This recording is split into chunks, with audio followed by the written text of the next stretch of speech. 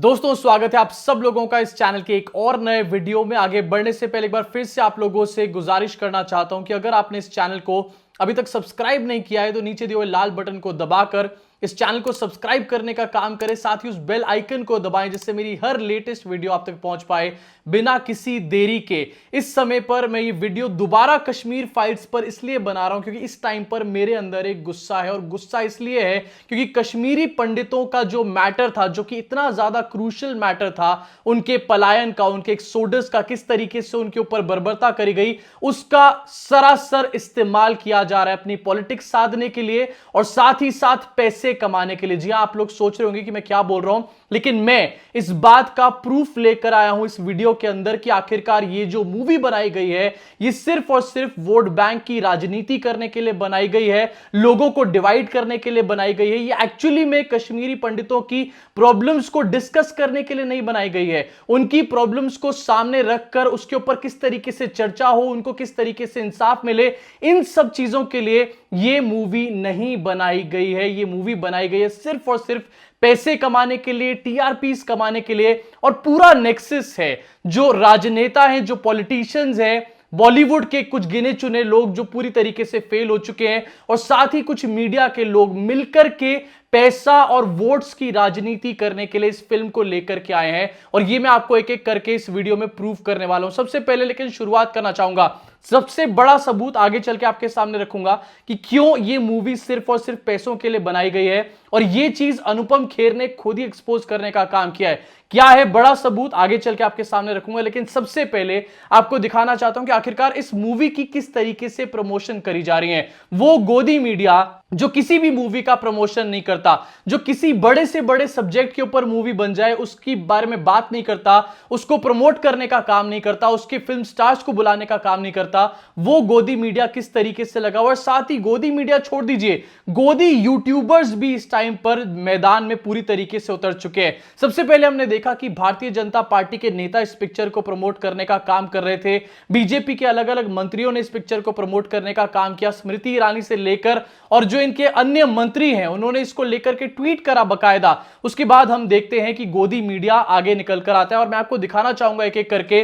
रूबिका लियाकत ने कल इसके ऊपर बकायदा शो बनाया है, जो वो अपना हुंकार शो बनाती है, उसका आपको टाइटल दिखाता हूं यहां पर, जहां पर बोला गया टाइटल के ऊपर ही कि कश्मीर से पलायन की सच्चाई पर लड़ाई क्यों, मतलब इस टाइम पर इस चीज के ऊपर लड़ाई क्यों हो रही है कि कश्मीर से पलायन हुआ था या नहीं हुआ था, इसके ऊपर लड़ाई नहीं हो रही है। रूबिका जी प्लीज अपने फैक्ट्स को चेक करिए, प्लीज अपनी बातें जो लिख रहे हैं आप, प्राइम टाइम में जो बोल रही हैं सच बोलिए, झूठ मत फैलाइए इस तरीके से। इस शो में पूरे 1 घंटे तक कश्मीर फाइल्स का प्रमोशन किया गया। अनुपम खेर को बुलाया गया, विवेक रंजन अग्निहोत्री को बुलाया गया, विवेक रंजन अग्निहोत्री की वाइफ को बुलाया गया, और पूरी तरीके से 1 घंटे शो का प्रमोशन चला। उसमें रोना धोना किया गया। अनुपम खेर जो शो के ऊपर रो रहे थे, थोड़ी देर में उनकी फोटोज निकलकर सामने आ गई कि वो शो से पर्दे के पीछे जो है हंसने का और ठाके लगाने का काम कर रहे थे।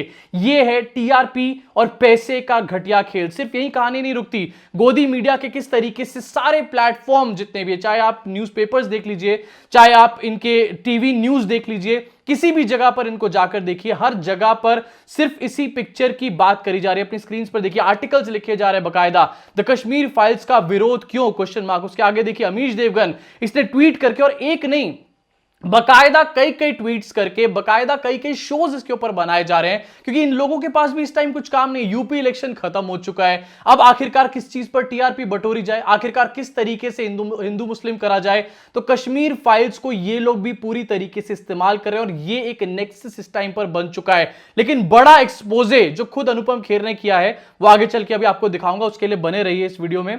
आगे देखिए अब जरा अपनी स्क्रीन के ऊपर, अमीश देवगन ये ट्वीट करके कहता है, if Kashmir files is Islamophobic, what was Kashmiri Hindu genocide, why so much resistance for this film, question mark. ये कहता है अमीश देवगन। आगे आपको दिखाना चाहूंगा एक क्लिप, जो कि इस क्लिप को देखिए जरा अपनी स्क्रीन के ऊपर। कि प्रोपेगेंडा किस लेवल पर फैलाकर और टीआरपी बटोरने का काम किया जा रहा है। रियल इश्यूज, पता है मुझे गुस्सा बार बार फिर से बोल रहा हूं इसलिए आ रहा है क्योंकि कश्मीरी पंडितों के रियल इश्यूज को डिस्कस नहीं करा जा रहा और इस टाइम पर उनके रियल इश्यूज के ऊपर एक चादर ढक दी गई है। उनकी जो प्रॉब्लम्स है, उनकी जो मांग है, मैंने देखा इस टाइम इंटरनेट के ऊपर कि उन्होंने पिछले साल मांग करी थी जो कश्मीरी पंडित है कि हमारा बड़ा रिप्रेजेंटेशन जो वहां का असेंबली है उसके अंदर होनी चाहिए, पार्लियामेंट के अंदर भी होनी चाहिए, लेकिन इन सब मांगों को अभी तक नहीं माना गया है। उन सारी चीजों के ऊपर चादर ढक के टीआरपी का तमाशा, पैसे कमाने का पूरा खेल और वोट डिवाइड करके वोट पाने का पूरा खेल रचा जा रहा है यहां पे। जरा इस वीडियो को देखिए और गोदी मीडिया की बेशर्मी को इस यहां पर देखिए। Big salute sir, big salute sir आपको, बिग सैल्यूट सर। जख्म हरे हो गए आप। पॉलिटिकल पावर, पॉलिटिक्स का बस आपको एक ही सिखाना है, है। विनाश। मौत के डर से मैं भी कायर बन जाऊं।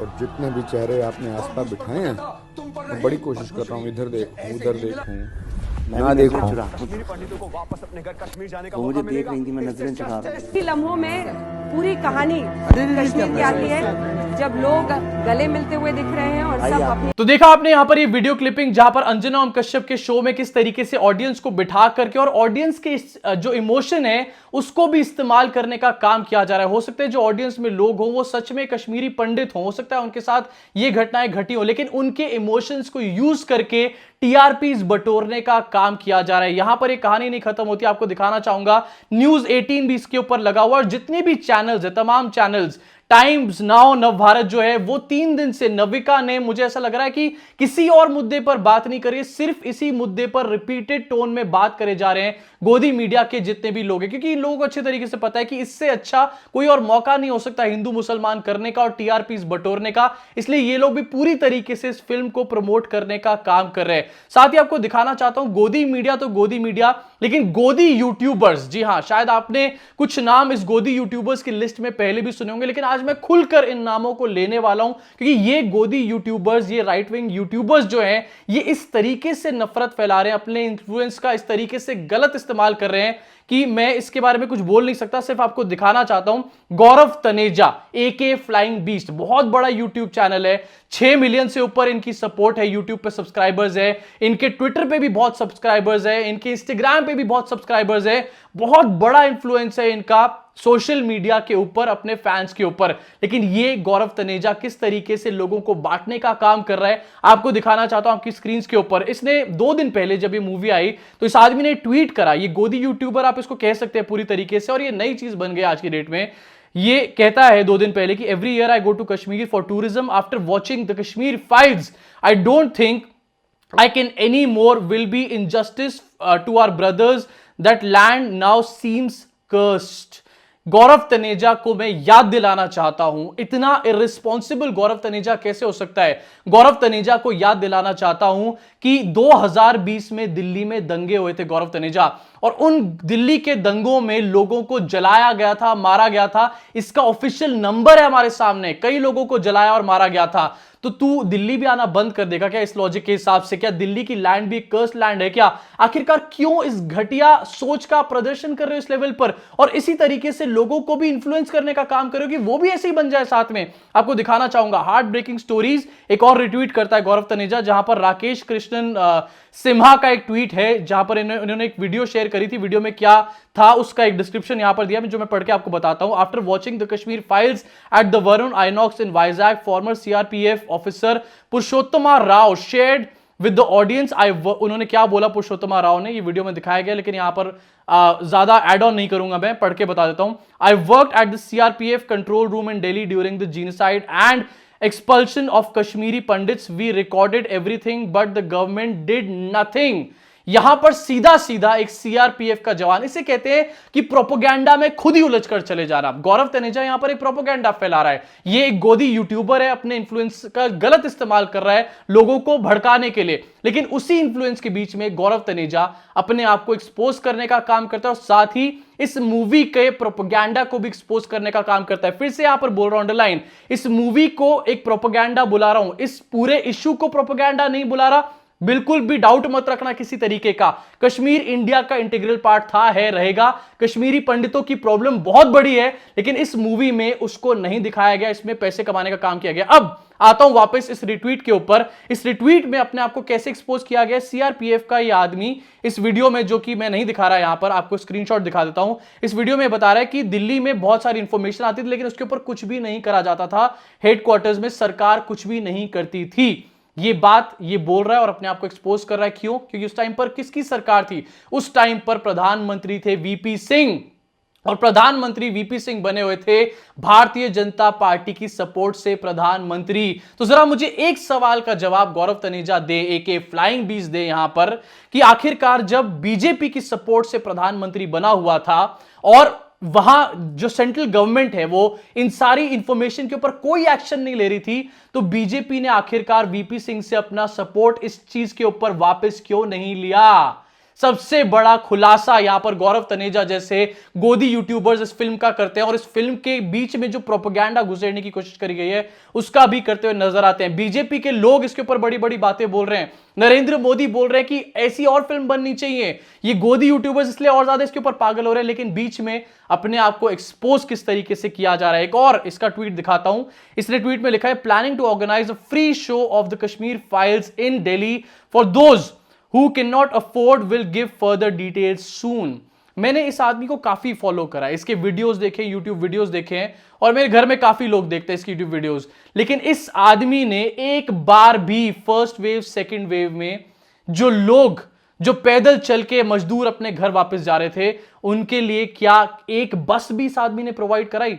और ये आदमी ऐसा नहीं कि ये पैसा नहीं है इसके पास, अभी भी जब पूरा सिनेमा हॉल बुक करने का जिसके पास पैसा है, ये कई सालों से कई पैसा पीट रहा है आराम से बैठ के यूट्यूब से, यूट्यूब के अलावा भी ब्रांड डील से, और अच्छी बात है, पैसा कमाना चाहिए। लेकिन जब हमारे देश में सैकड़ों मजदूर वापस अपने घर जा रहे थे, जब हमारे देश की सरकार ने उनको मरने के लिए सड़कों पे छोड़ दिया था, मैं भी सड़क पे निकला था, जितना मुझसे बन पड़ सकता था मैंने मदद करी थी, क्या ये आदमी इसने उन लोगों के लिए एक बस बुक करा के वापस उनको भेजने का काम किया था क्या? ये है इनका प्रोपेगेंडा, और अपने प्रोपेगेंडा में किस तरीके से एक्सपोज हो जाते हैं। साथ ही मैंने आपको बताया कि गोदी मीडिया पूरी तरीके से इस टाइम पर पागल हुआ है, लेकिन अब मैं आपको दिखाना चाहता हूं कि आखिरकार किस तरीके से अनुपम खेर जो है उन्होंने इस पिक्चर का असली पर्पस उसको एक्सपोज करके रख दिया। और मैं बार बार, जब से मैं मूवी देख कर आया हूं, मैं बार बार ये सवाल उठा रहा हूं कि पिक्चर का पर्पस क्या है। पिक्चर का पर्पस एजुकेट करना नहीं है, पिक्चर का पर्पस है, फिल्म का पर्पस है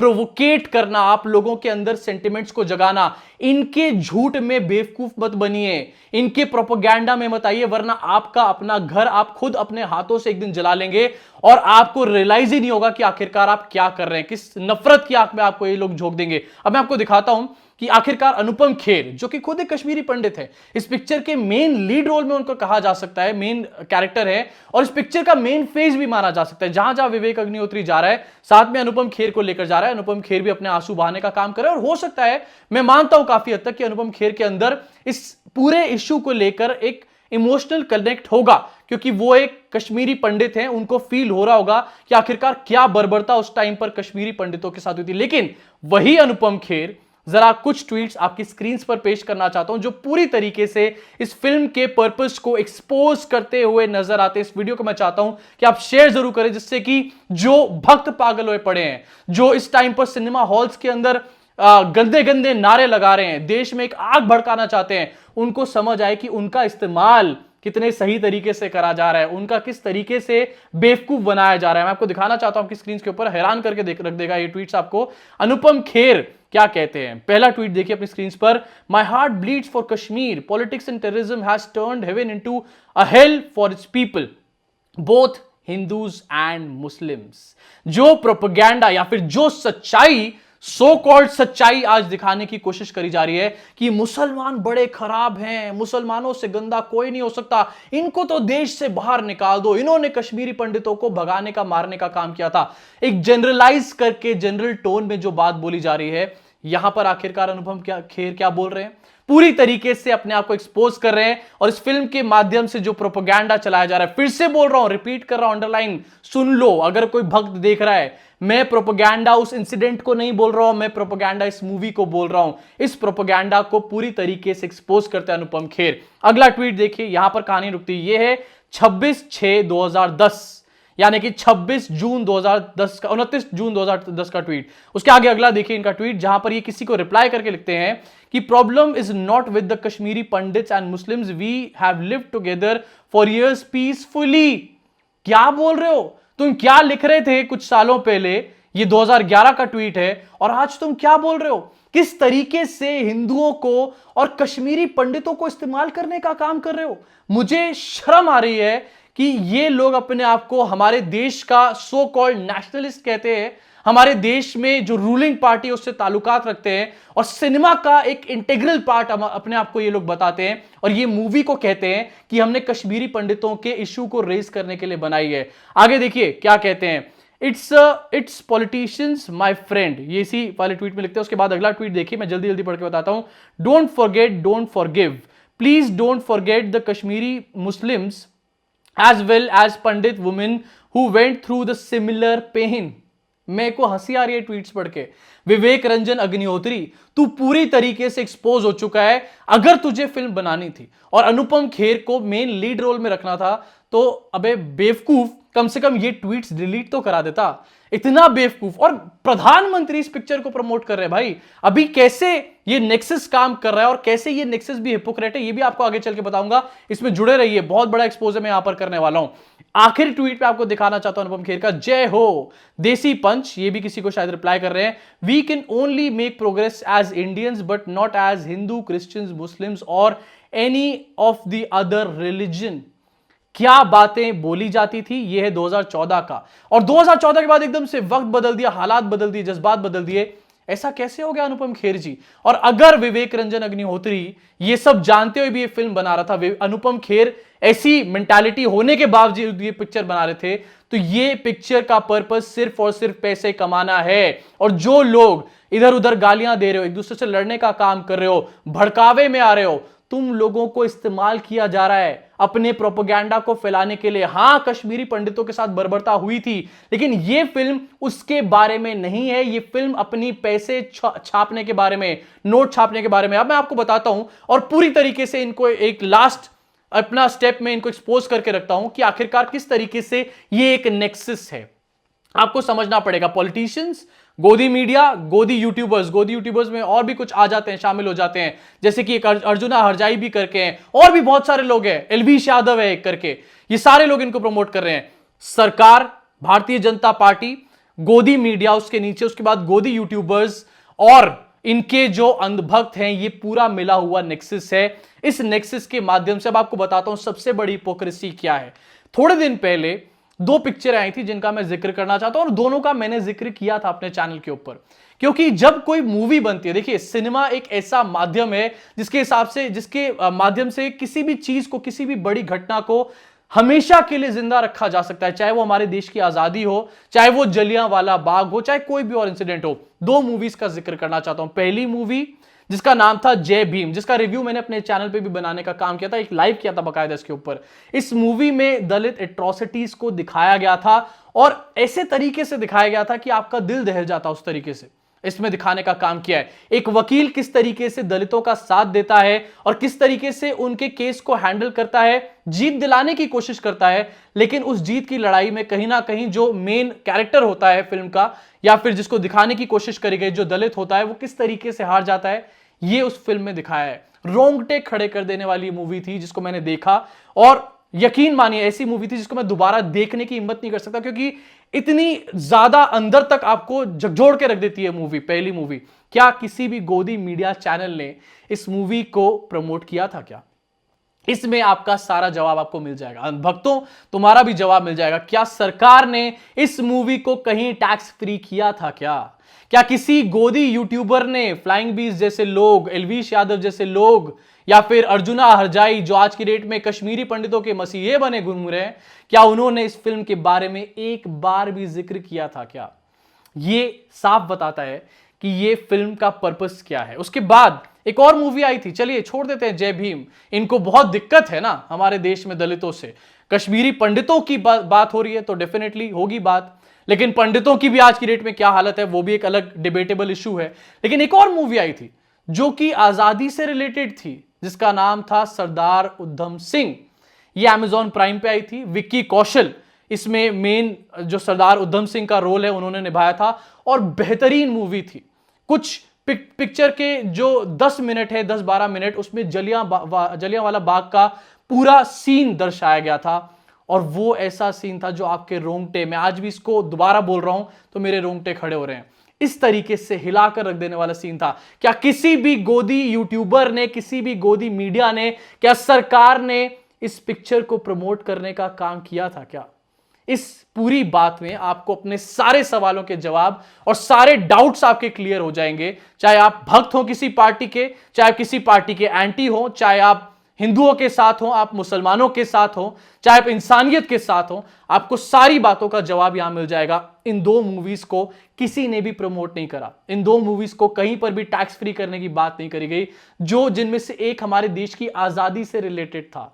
सोचिए, ये होती है असली हिपोक्रेसी, और यही सब चीजें आपके सामने निकाल कर रखना चाहता था कि आखिरकार किस तरीके से नेक्सस बनाकर पिक्चर को इस्तेमाल किया जा रहा है, पिक्चर के अलावा कश्मीरी पंडितों को इस्तेमाल किया जा रहा है, ये आपके सामने एक्सपोज करना चाहता था। अभी के लिए इस वीडियो में इतना ही। अगर आपको वीडियो पसंद आई तो नीचे दिए लाइक के बटन को, सब्सक्राइब के बटन को, बेल आइकन को जरूर दबाइएगा। अगर आप इस चैनल को और मजबूती देना चाहते हैं तो नीचे दिए हुए ज्वाइन के बटन को दबाइए। अगर आपको ज्वाइन का बटन ना दिखे तो डिस्क्रिप्शन में ज्वाइन का लिंक है, इस चैनल को ज्वाइन करिए और मजबूत बनाने का काम करिए। झूठ को रोकने का शायद यही एक तरीका है। मुलाकात होगी आप सब लोगों से इस चैनल के अगले वीडियो में।